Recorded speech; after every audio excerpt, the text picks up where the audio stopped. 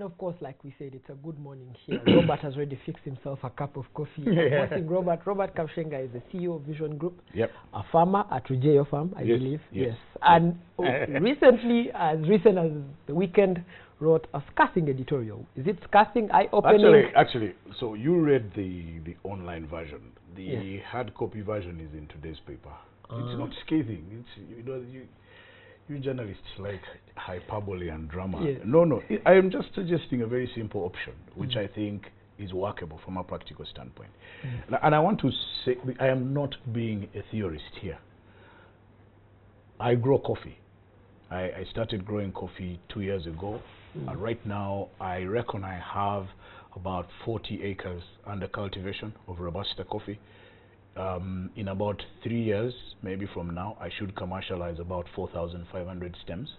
So I am talking about something I am doing, not something that I have seen other people do. So if you read the story, basically I am saying we should get 1,000 people like me who are in employment, or like you, Raymond, you're paid decently, you can afford to live off your salary. And then those people, encourage them to go and grow coffee. And if especially, so basically 3 criteria. 1, you have a job, so you don't need to live off farming. 2, you have 30 acres or access to 30 acres of land. And 4, I mean the third one, was probably thrown out of my head, I remember it. But if we get in there, we will, we can produce 200 tons of coffee every year. And people can argue what they want to say, but that could translate into $1.2 billion a year. Let's start with now, the reality of it. The number of people that can access 30 acres of land in this country is not as many. How would you suggest that these 1,000 people, for example, who have the time, the passion, how would you suggest that they get? They're there. They're there. There are people who belong to families that own square miles, and there are like 6 or 7 of them. If each one of them wants to cultivate, some of them will have more than 30 acres. So somebody I met on Thursday, somebody I've known, he told me he's got 100 acres of coffee in Buama. I was shocked. I know someone else who has 150 in Ushenyi. So these people exist. I'm not talking about pie in the sky type of thing. These people just have challenges. You see, to take a risk on farming, you have to be half mad like me. And if it goes completely awry, I will lose everything that I have ever worked for. But if it works, then I will do very well. Now, it's that, so people like you find it safer to invest in things like event management companies, I don't know, hair salons and things like that, because those are safe, or houses. Now all of you are building apartments. The amount of money that goes into building apartments, if it was invested in production of coffee, it would pay back in 5 years. Yet buildings pay back in 10 years. So we need to do that. And the things are very simple, because we're educated. We're educated, Raymond. What does education mean for farming? It means that you can go and acquire knowledge. You know what to do. You can practice modern methods of farming. You keep records, and you can negotiate with buyers and arrive at a price, because you will know the standards. That hapless fellow you interviewed from Bali, somewhere close to my village, has no idea what screen 18 is. He probably doesn't know about moisturization. He is dependent on the sun. He dries his coffee in the front yard. Dogs come and do their business in the coffee. So he doesn't know standards. He doesn't. So you need a person who can understand the market needs and fix the production process. That's what I'm talking about. And then when that is done, you know that at the end of the day, you know how to produce a good story on TV, don't you? So if you know how to produce what is required for coffee, you will produce it. If we do that, we will command a higher price. But Robert, again, back to the coffee. Coffee is one of our major exports. It's not working for us. It is the major. Yes, but it's not working for us in terms of the money end. If you look at the countries that are producing coffee, in the amounts we're producing them and how much they're making compared to us, we are making far much less than them. So what's the problem in the production chain that we can fix now, even before we get the 1,000 people? So right now you won't fix it. You can be sentimental about it and say Robert is insensitive. you're not going to produce the coffee in the quantities you want at the standard you want with the kinds of farmers you have, like the one you interviewed. You can't. Those people are incapable because of their limitations. So you can say, you know, the backbone of the economy, 70% are peasants. Yes, that's the problem.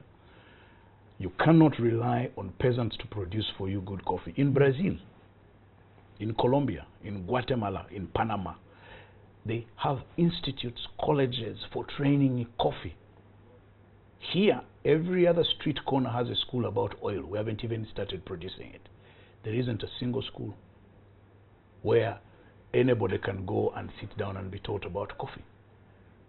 So, if we're not producing specialists in coffee, people who know how to test soils, people who know do research on coffee beans, and even teaching farmers, you go and distribute millions of seeds.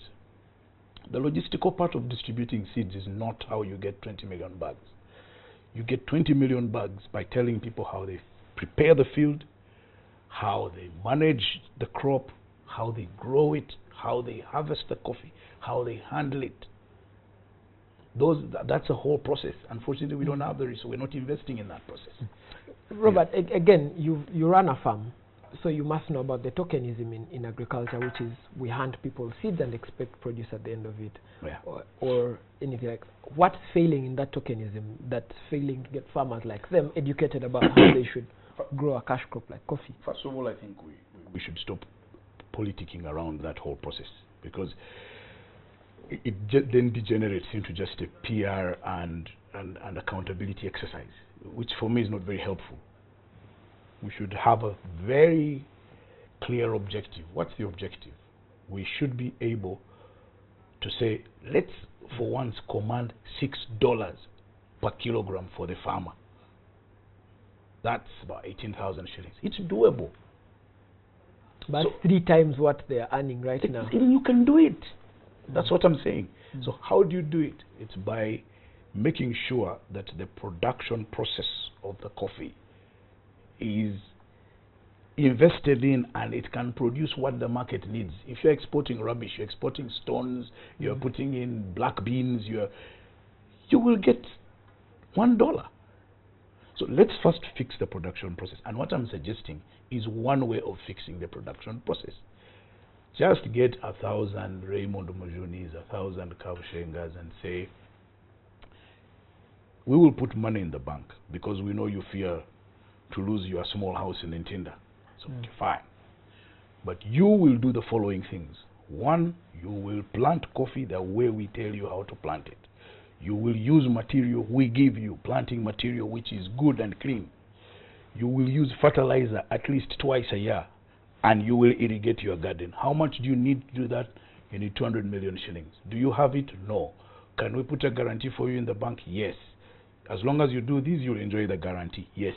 You will get the yield that you want in the manner that you want. Simple. Then you tell them at the end, when you have picked according to the regulations, you process using wet processing and processing machines. Then you are inspected by the people. Should be those people, those 1,000 should be inspected regularly to make sure they are doing the things they say they are doing. We will produce 1.5 million bags of coffee.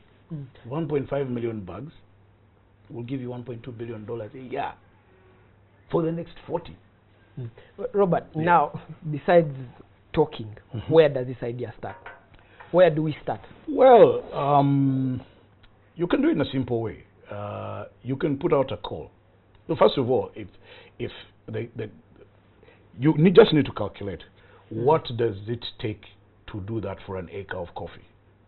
So you say it costs X for fertilizer. I can't remember what it is because I just finished fertilizing. So it costs X to fertilize an acre of coffee. You need this amount of seedlings.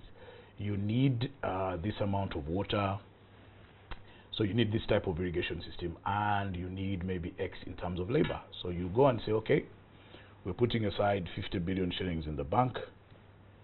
Then you put out a call and you say, anybody who can meet these criteria, please apply.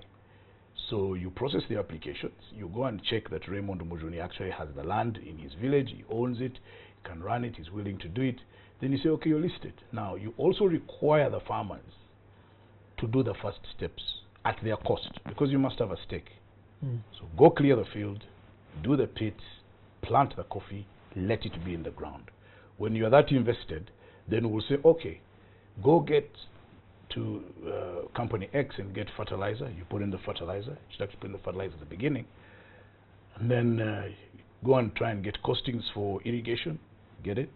Then do you have your own money? No. So can you get credit? Yes. Do you want credit? Those kinds of things. These are just simple, practical steps you can take. It is doable. I believe it can be done. So, Robert, why isn't it being done? Because there are 1.7 million households in Uganda that grow coffee. The president has been urging people to grow 4 types of crops on their land, divide it into 4, and on one of the 4 things is actually coffee. Why aren't we at a risk of eliminating or putting to the side farmers like him? No. Those should remain. And actually, those should be assisted to improve on their methods slowly. I'm just saying that a country like ours needs to do strategic interventions of that nature so that you can catapult the production process. You see, there are all sorts of strategic interventions and countries do them. Obama decided to spend a lot of money building bridges and roads and all sorts of things to nowhere to revive employment. He invested in solar companies, he invested in reviving the auto industry. They do those things. Europe protects its farmers. It makes those interventions. So I'm saying, get a couple of $1 million, $20 million, put it aside. And all you're saying is, yes, we're working with these normal farmers, the ordinary guys, those are in the process. But we think that if we had a small, because 1,000 is small, critical mass of good producers. I don't know if you've ever been to Kaweri. No. Kaweri shows you what is possible when you have people who understand what they're doing. And those guys are doing an incredible job, 35 kilograms a stem, and making tons of money in the process, and they're quiet. So why don't we pick those models, you see? So it's just the thinking. It's just the thinking. So I've done it. It's incredibly difficult. It's very tough.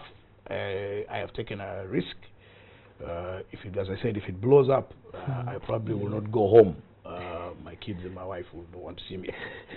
But I think that if we replicated that, now, the other things I haven't talked about, if you did that, you will need 100 people to pick coffee every season, which probably will last you 120 days. If you have 1,000 of those, that's 100,000 people in work. So you solve a labor problem. Coffee is a manual job. It doesn't need specialization.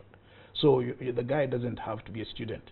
Doesn't have to have a qualification. All he just has to do is have his hands and be able to understand when you give them instructions. So you need those types of people. So when you have that kind of thing, it's doable. It's just that we've been distracted by all sorts of other things. Nobody wants to discuss coffee in an extensive manner, and yet it is the only commodity we have in the here and now that we can work on. Fish, you have depleted the lake.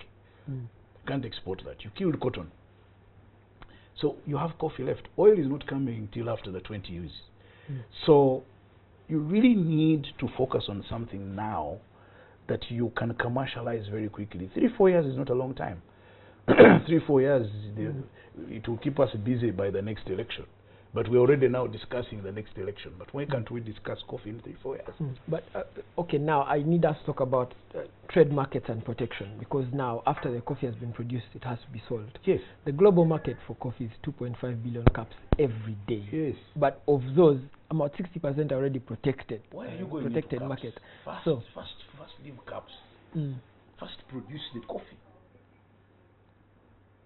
You see, Vietnam played us. Now they produce coffee that is very similar to Uganda. So it's an alternative to our coffee. They are producing 20 million bags, 30 million bags. You are still at, what, 500,000, 600, 3 million. Okay, yeah, that's what you do.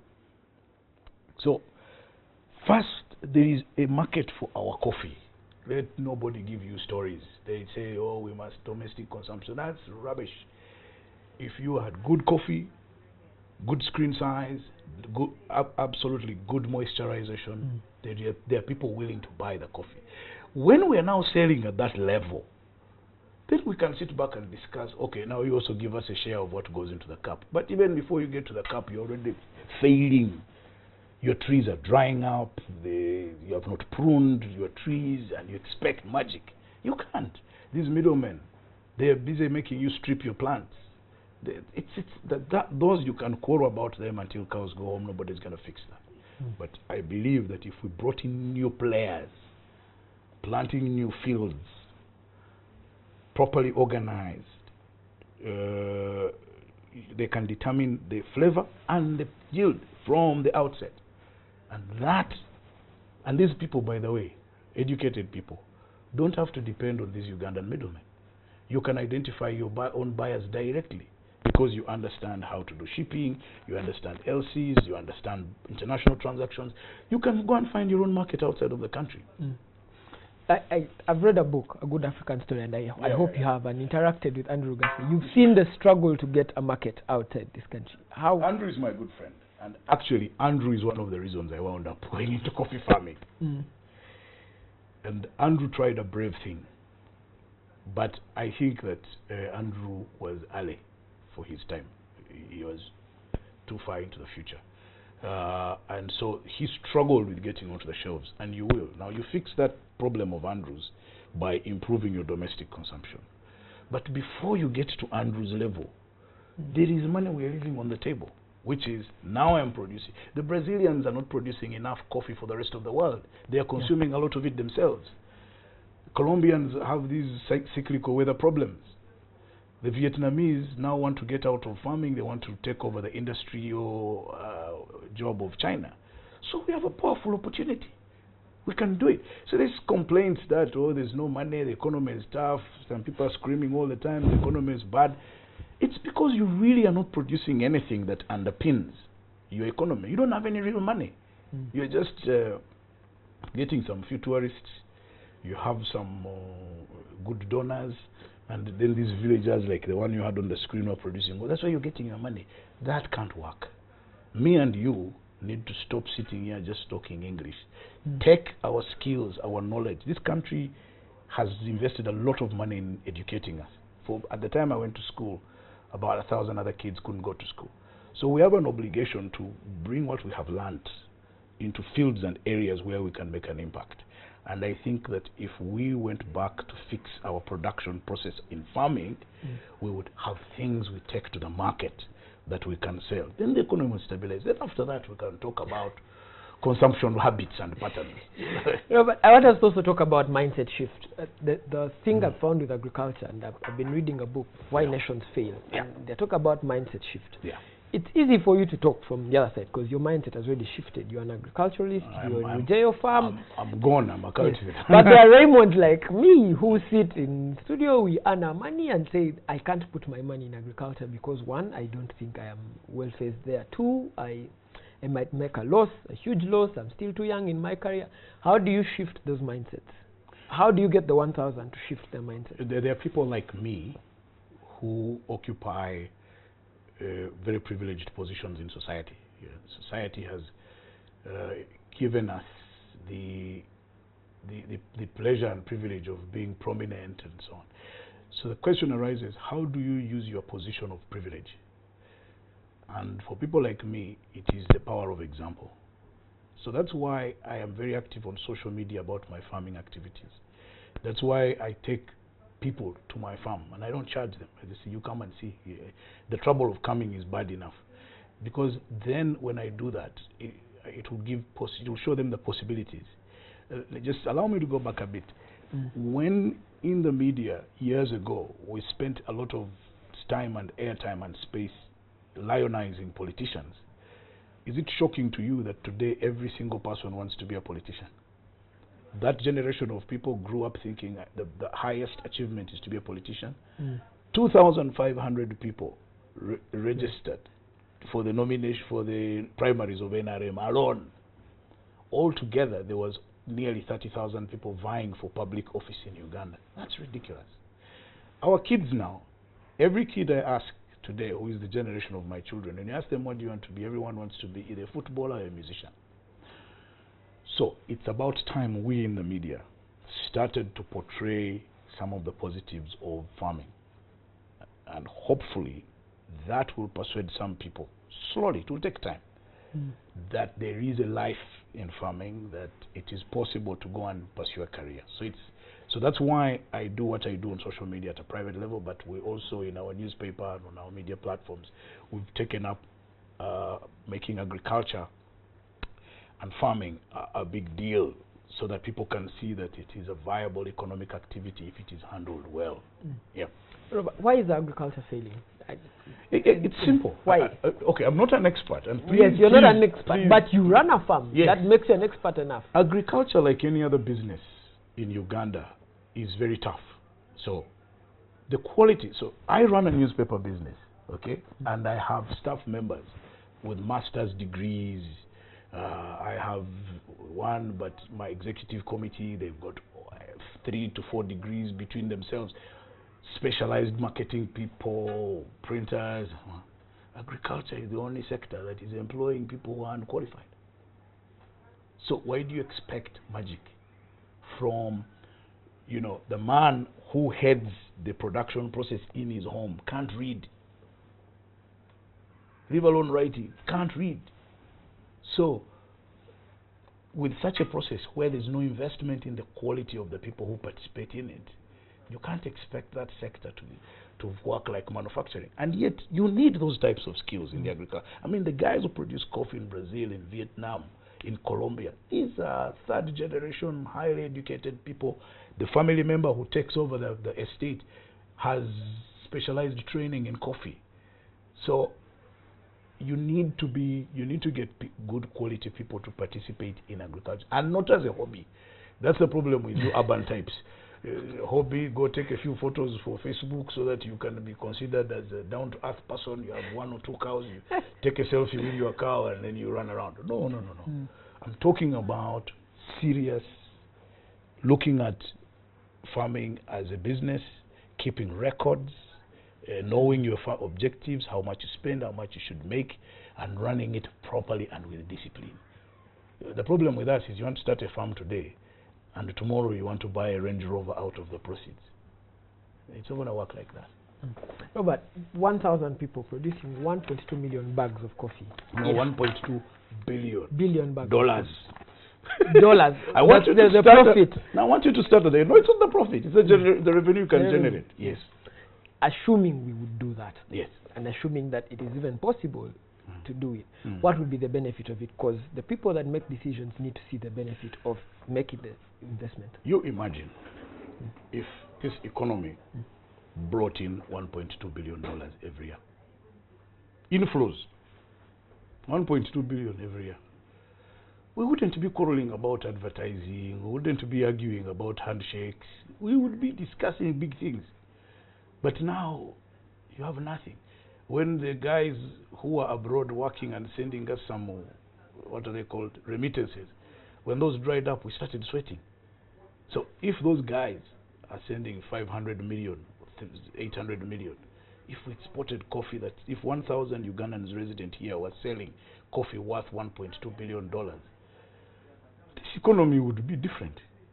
That's all I can tell you. Then by the time oil comes, it finds us when we are not surprised about big monies, and we would be relaxed. Yeah.